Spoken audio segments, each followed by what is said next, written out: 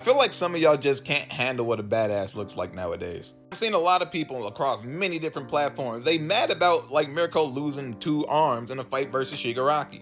I've heard like this is bad writing, or he doesn't know how to write women because why would he do this to Mirko? I feel like somewhere in the last generation, there's been like this like really negative perspective flip. Because when I see Mirko and I see her lose both of her arms, but she is still like putting in the same ferocity to fight Shigaraki, I'm not seeing somebody that's like being mutilated or like being a damsel right now.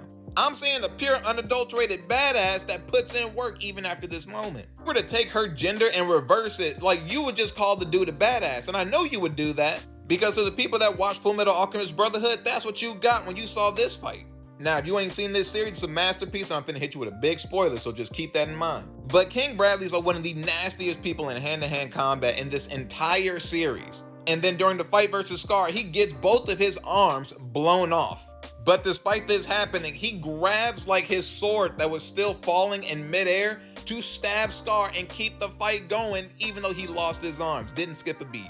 That's the exact same thing Mirko did right here. She came in, she got caught, and he was like, hey, you trying to get crushed or something? She like, wait, you calling me weak? He think I'm weak out here.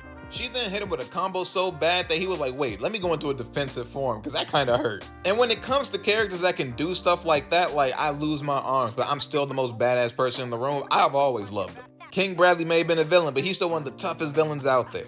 One of my favorite villains in all of Naruto was Deidara. I became a quick fan of this man when he was first introduced. One arm was torn off by Gaara, and then you got the other arm that was warped off by Kakashi. And then after you get stopped by Naruto, you run into like the physically most adept combat specialist team out there, Team Guy. Stack, Neji, Jonin, Might Guy, Jonin, Rock Lee right there. We know what he can do. And you sitting here with no arms, but you got a kunai in your mouth, and guess what? He makes his way out of here.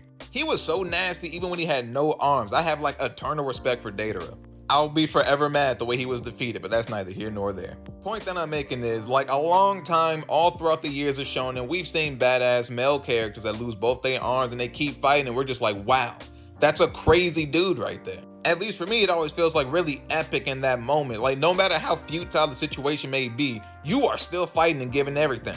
For so many people to see that and then like spin it in a way that it's negative, it's just, I think it's just a matter of perspective. So honestly, I guess if you want to think the way that you do, you can do it. I'll just choose to just be more positive in the way that I'm thinking.